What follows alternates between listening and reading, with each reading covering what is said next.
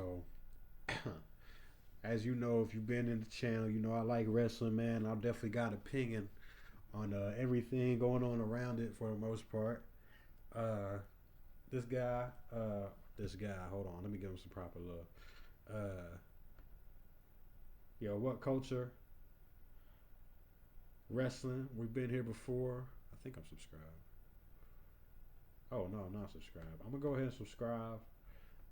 He's talking about 10 things you learned been watching the Attitude Era, and I was in the Attitude Era. I grew up watching the Attitude Era. One of the few proud Attitude Era watchers. And yeah, if you were there, you were there. If you missed it, God, I'm sorry. I feel sorry for you guys, dude. I really do, man, because you can't recapture this type of stuff. Like, as far as from Monday to Monday to Monday, just being glued, the storylines, the heinousness of everything going, the chaos, the talent, man, just the attitude, right? The attitude. So I brought up this little video. This was put out not too long ago, about 9 days ago. So I figured, let's try and jump to more up to date type of thing and check it out. This is D's World. Like and subscribe. Definitely helps the channel, and yeah, plug in. Rose tinted glasses, even though on one episode, Kai and Tai tried to chop off Val Venus's pee-pee. Always remember that. So we all look back on the Attitude Era with rose tinted glasses, even though on one episode, Kai and Tai tried to chop off Val Venus's pee-pee.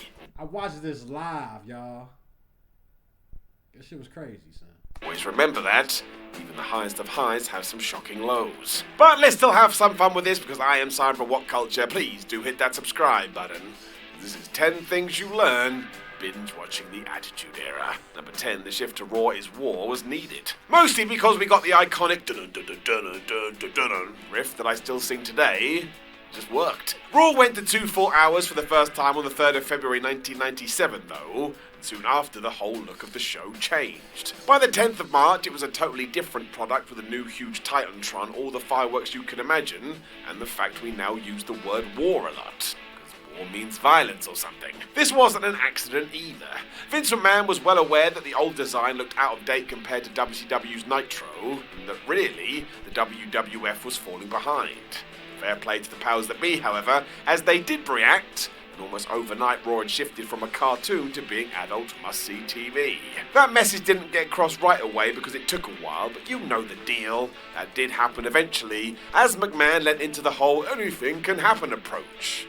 Who knows what would have happened if they'd held out any longer. I don't think Duke the Dumpster Drozy was going to be the answer. Number 9. This game, I apologize. you're not ready for it. Nobody can see anything because of the signs. It is a common chat now, but you don't really get it until you go back and watch this period. But my word, the amount of signs is ridiculous. How anybody could actually see the ring, I don't know, because 99% of people likely had a big piece of cardboard in their face for the entirety of the show. It's great if you're watching on TV because it brings a kind of atmosphere we'll never get back. But given some of these things are in the air constantly, poor old Bob, who just wanted to see some wrestling, was likely very upset. The best part is the years ticks over. It gets worse, or better depending how you look on it. By 1999 it feels like signs have taken over the human race and they are now attending wrestling shows. And I swear, some people have multiple boards to fling upwards. Totally out of control. So there is a plus side for it calming down a bit because again, I can only imagine pivotal moments were missed by some as Brian 316 blocked their field of view. Truly is something else. Number 8, DX 2.0 with a better version of the group. So we can debate this forever, but if you watch things today... There's no debate. There's no debate. I think Triple H's post-Mania 14 rejig DX is the better of the two. The original incarnation with the game, Shawn Michaels and Chyna helped bring in the Attitude Era, but in terms of storylines and the impact on the TV show, the arrival of Billy Gunn, the Road Dogg and X-Pac is what cements the whole faction. It was around this time when fans really gravitated towards them as well, and the suck it catchphrase became more of a ha-ha rather than please suck my genitals. That's what it meant too, don't forget. Hence why when kids started crotch chopping and shouting that at their parents, WWF was swiftly banned in many a household. It also sparked a feud with the nation which, while very controversial today, was loved during the late 90s. And if we're being totally honest, the first attempt does feel like it's there to help Michaels, as opposed to a stable being a stable. Everybody got over here and became a bigger superstar thanks to it too. And if you need the real evidence, head to the summer of 1998. Because good grief they are beloved, maybe even more so than you remember. Number 7, Austin versus... See, and this is the problem, right? Because you have these games now. I could get on around about some wrestling, but I'm going to try and refrain from that. X-Pac, Road Dogg, and Billy, man, we get these games now talking about the legends and stuff, and for some reason we always got a problem with this core group and what we can bring to the game, what we can't bring to the games. Listen, man, this should be stock to the games. If you got a problem with that, man, get the fuck out. I don't care what you got to say. This should be stock to the games of WWE, because this is like another Austin. Like, all these guys together is like another Austin out here. And it cements the legacy of what is WWE. These guys are a main reason of that. And it's got to be appreciated. It's got to be respected. Again, I know contracts get fucked up and shit, but they should make an exception for all these guys, because, again, they are the cement. They are the cement that holds the pole of wrestling in its motherfucking place. Because good grief they are beloved, maybe even more so than you remember. They're the cement that holds the WWF Attitude Era in its place. They are a key element to that. Number 7, Austin versus McMahon at SummerSlam 98. Now, this didn't happen, as we know. Steve Austin and Vince McMahon wrestled their first match on the 13th of April 1998 Raw, but it was more of an angle than a match.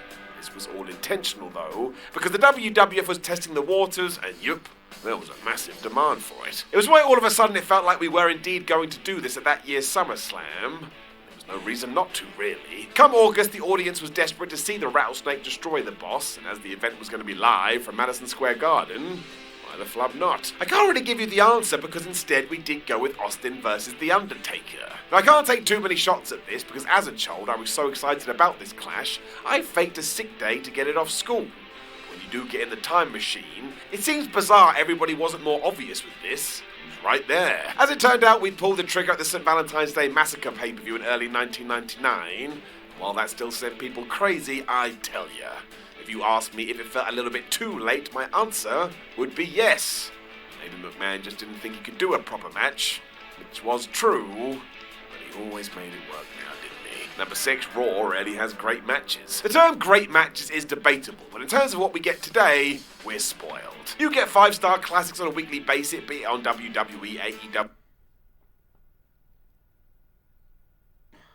This is a big argument, man, because if I had to watch a new match and an old match, I don't want to watch these new matches, man. 5-star, all you want to do all the stunts you want to do all the hot spots you want to do. It ain't wrestling to me, man. There's a reality to the wrestling we used to watch, man, and that's why when you get 5-star on a daily basis, you don't appreciate 5-star when you see it.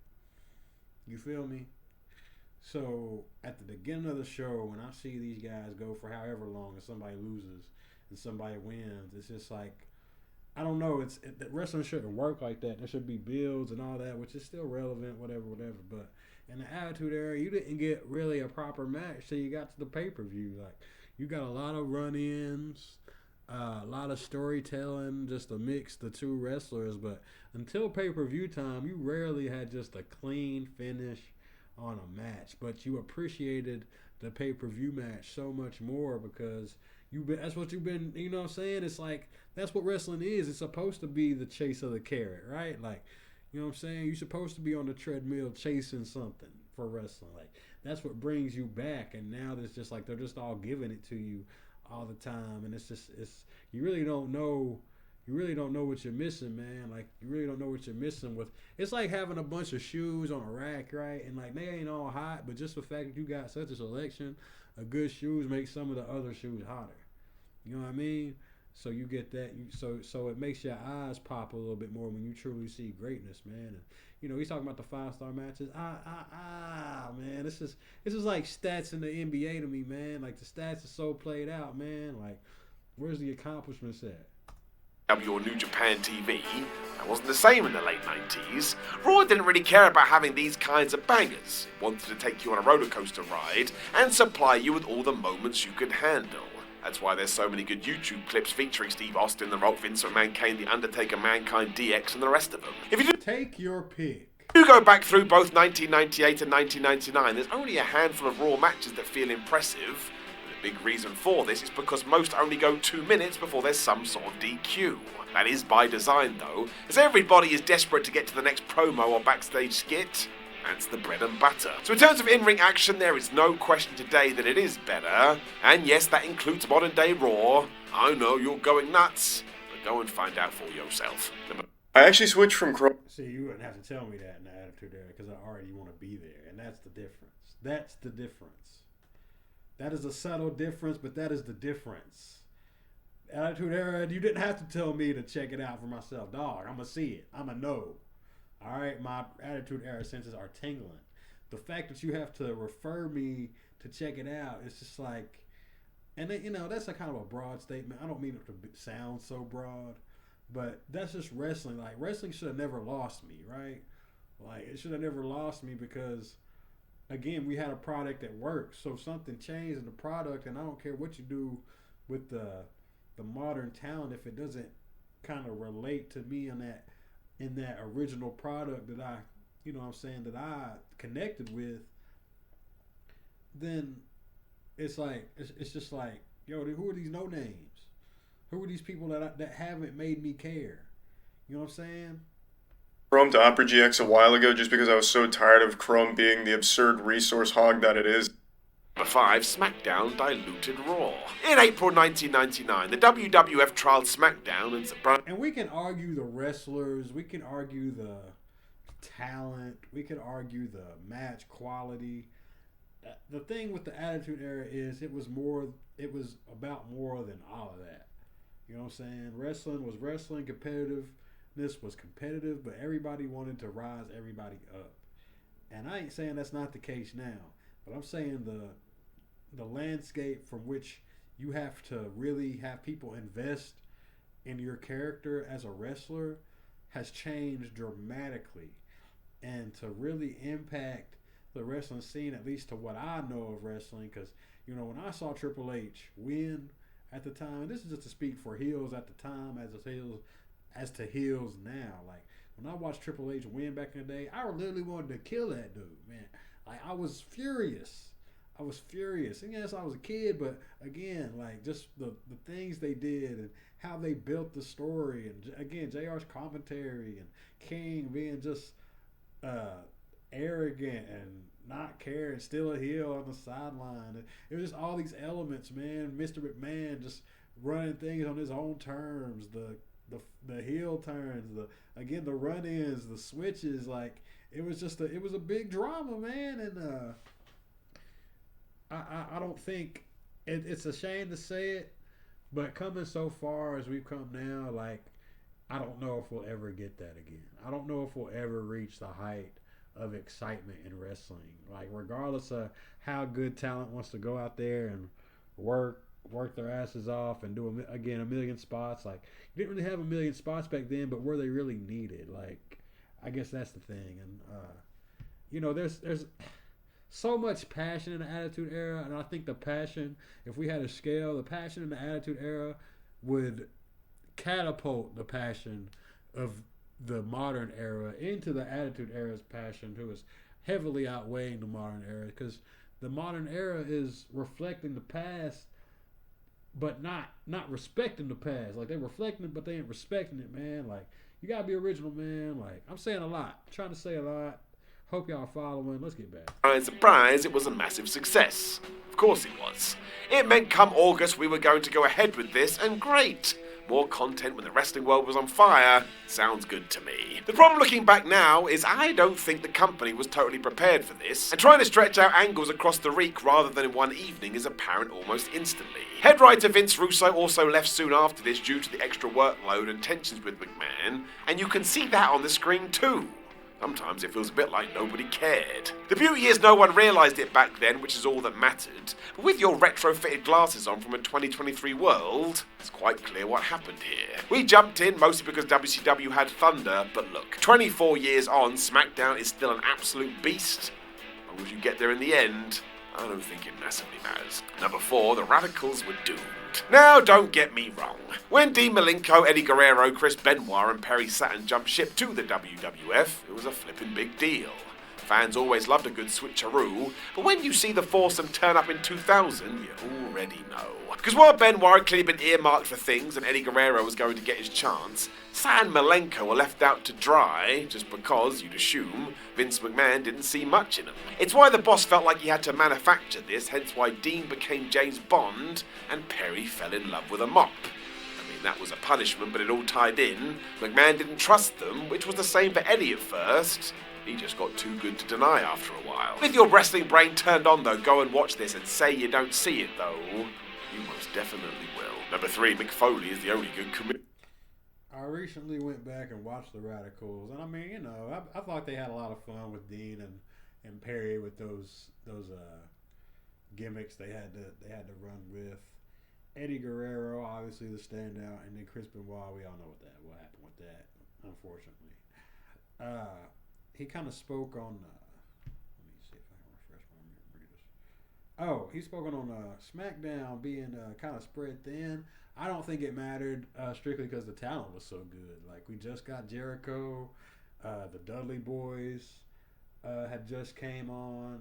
Too Cool was on the rise. Rikishi was on the rise.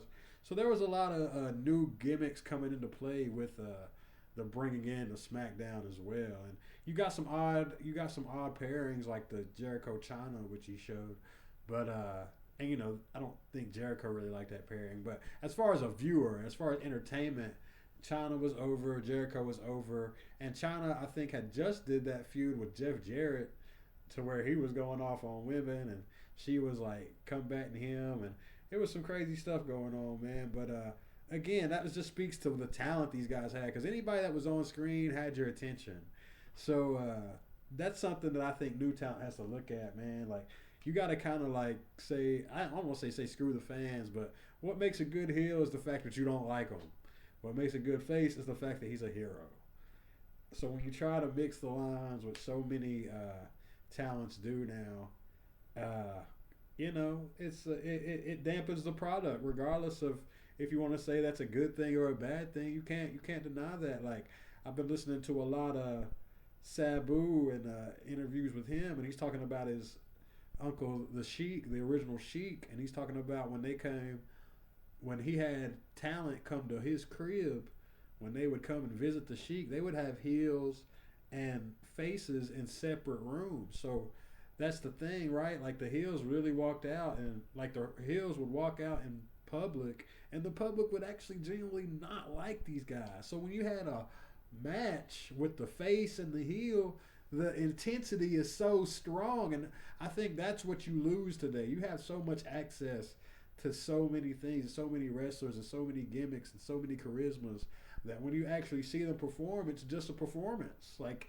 it's just what it is. So you don't get to expand. Your thought doesn't expand. Your thought is kind of actually cupped in. Like, you don't get to wonder what's about to happen next week, because you more or less know. Like, and you see how, like, everybody that views things now, they want to create their own narrative of what the product should be or what they should do with this person or that person. I think we need to cut that out. Not that we ever will, but it's like, you know, I'm a big Dragon Ball fan, and when fans bring up these character, fan fiction, when they throw all that stuff out there, I'm hoping nobody at the office listens, because they're gonna ruin the product. The only person I want creating stuff is the originator. You know what I'm saying? In that instance, it would be Akira Toriyama. In Marvel, it was Stan Lee, and when he died, even prior to when he died, you can see the impact of people coming in and creating their own agendas with all the superheroes. Not to say that you can't have a twist, but you need to keep the base form of what makes the product the product. And I feel like wrestling has kind of lost its roots in a way when it comes to that. Commissioner. Mostly is the... I know, I'll just be getting on one sometimes. The rest were kind of just there to be there. For example, when Shawn Michaels was the commissioner, he wasn't really the commissioner. He was better than Sergeant Slaughter, but only because his name value was bigger. But in terms of being involved with the storyline, neither ever really did much of anything. They were just a floating presence if we needed an angle to make sense. When Mick Foley took it on, he clearly wanted to make it his own, and he did. He was not only a joy week to week, but because he was playing a babyface role, there is so much relief to this after all the McMahon-dominated angles. To be honest, whoever came up with it deserves a prize. That's definitely, I'll say this is pretty true. Like, but this is the thing, right? Like, you got tired of watching the heels dominate so much that it was just like, man, like, we need a savior. And Foley's so good as far as charisma and being on the mic and just knowing his worth more or less when it comes to storytelling. Like, when he came on as commissioner, he had been through so much hell with the McMahon and Helmsley. He was the guy that it had to be because he had faced the most hell when it came to taking out Triple H or trying to take out Triple H in the McMahon Helmsley regime, man. Like, he was a primary suspect for that whole storyline. So for it to be Foley, it was more than appropriate. As soon as Mick is in charge, Raw gets an obvious lift. He's also genuinely hilarious when there's room for it, and everything we did with Edge, Christian, and Kurt Angle should be in a museum. Just excellent. Number 2, there were genuinely funny moments. And arguably, WWE is not as good as such ideas today as they were back then. And you know what it is? This is the thing. For me, it's the thing. Let me not speak for everybody, but for me, this is the thing. You have these tryhards now. It's not a passion. It's I'm trying hard. The guys that we had in the old school was there with no makeup. Like Mick Foley, like what about him is either of these guys on the screen right now? I don't even know these guys' names. That's how far out I am. I'm sure y'all do. But these guys, like, what about Mick Foley reflects with either of these guys? But Foley is the most interesting man out of all three of them. And Foley is interesting because, again, he has a passion. He has a vision. He has a script, more or less, that he knows to run. He's well versed in what he's done as far as from the beginning to where he is currently, and I'm sure that holds true to this day. On the microphone, this dude is a legit assassin, but it's strictly off the creative juices that he gets from being inspired by wrestling. Nobody pushed Foley to sell t-shirts out the back of his car, you know what I'm saying, to grind, to just get a chance to walk to Madison Square Garden to see a match, you know what I'm saying? Like, and this is stuff before media, social media and all that. So this is all stuff that he ain't on his phone walking to and recording like, yeah, I'm on my way to Madison Square Garden. Nah, none of that. It was just me and my 2 feet going to Square Garden because I love wrestling so much and I love the craft so much and I want to break down the science so much. I got to see it live. You know what I'm saying?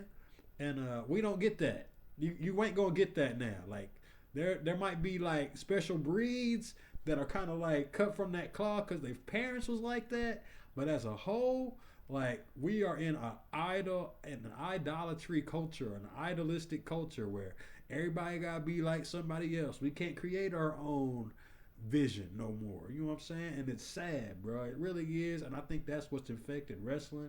Not totally. I ain't trying to diss all the wrestlers of today, but it is very apparent that originality, genuineness, and just authenticity are being lost in the wrestling genre, man. From down to the art, down to the over-the-top acrobatics. Like, it's very hard to see anything that looks realistic. Like, there's a lot to go into, man. And I don't try to. This is just topics that come to my head as I see these things, man. It's not like I got a script or nothing. This is just stuff I've noticed and kind of pondered on in my own time. Like, it's just a lot going on with it, man. And he's speaking on it, but this is the most important part. Like, when you can't do the entertainment right amidst the wrestling, which makes, like, the personalities of a Stone Cold and The Rock just interacting is good television. When I can't even know who this guy is, I think that's The Miz, actually. When you got The Miz talking, when the Miz was like originally from like the real world, with no knock to that, he grinded to get to his position too, but just from what I know of him, he doesn't reflect either of those prior two characters or prior two models to me. Like, he wants to be a wrestler. Like, we all know that Stone Cold is, Rock is. I mean, Miz is now, But in the Attitude Era, man, I don't think Miz getting no time. He ain't getting no TV time. Maybe talking Michinoku spot, maybe, but honestly, them dudes was hilarious. Indeed. Man, come on, bro. Like, Taka Michinoku was over in the Attitude Era. Let's be real about this, man. Vince McMahon loves toilet humour, do with that what you will, but it's the freedom of the performers that makes this work. Steve Austin and Kurt Angle running around like idiots in 2001 still holds up today, and Deborah deserves a mention here too. Her constant eye rolling makes the silliness even better. I mean, what are these morons doing? SmackDown... She deserves no credit. I would not give her credit. She did nothing for those scenarios. Like, anybody getting on, dudes having fun and a woman being annoyed by it is every day. So, what's comical about that or comical about that? Like, anyway, and Deborah, she should have got a bigger shout out earlier when she was messing with Jeff Jarrett and showing them things to get that bell rang for her main man. You know what I mean? But I digress. SmackDown seems to have the lion's share of these, but Raw is certainly not struggling for them. And it did kind of feel like we led more in this direction during the Attitude Era than maybe we do now. I suppose you need the talent in order to get these work, but I, for one, would welcome more of these. You know the deal. 4 words. Goofy wrestling for life. Number 1, Steve Austin wasn't missed in 2000. And that doesn't mean the WWF wouldn't have been better with him. It would have done. But given how big of a star he was, it's a feather in the cap of everyone else that when he is out with a serious neck injury, the show basically keeps on ticking over. Barely misses a beat. Episodes of Raw continue to fly by using the same template as before, but as planned, The Rock is given a proper push, Triple H makes his mark, whereas The Undertaker continues to provide that link between the past and the future with a revamped character helping him stay relevant. If Austin had been there, who knows where the company would have gotten to, but it's not like if you watch it now you have to suffer through 2000. You don't. The good ideas keep on rolling, which sums it up, I suppose. All those years ago, the World Wrestling Federation could do no wrong. Know of anything else we can learn by watching the Attitude Era? Please do leave a comment. It is kind of interesting because, like, Austin leaving in 2000, this will probably be my final opinion on this vid.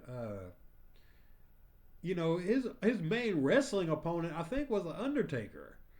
Other than Vince McMahon, like, he didn't really wrestle anybody. Like, he did, but it was more The Undertaker than anybody. As far as, like, big opponents, The Rock, after, like, I want to say that was all in a comeback trailer. That was later on in 2000. Like, I wasn't in 2000.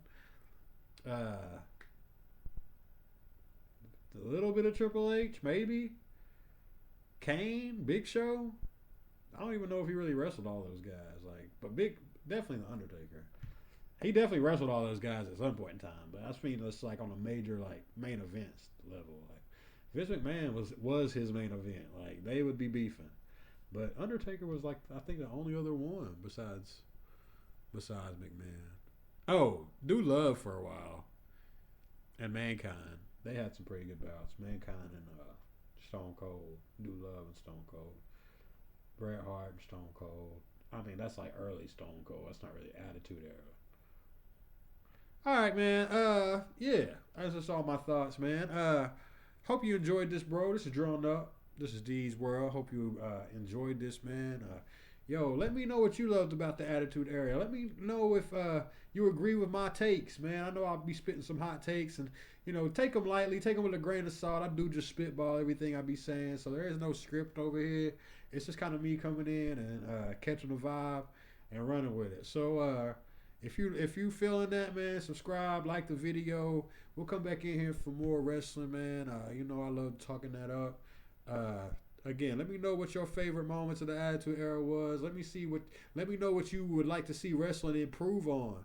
Let me know what you're watching in wrestling. Are you watching AEW, WWE? Are you watching some Japanese stuff?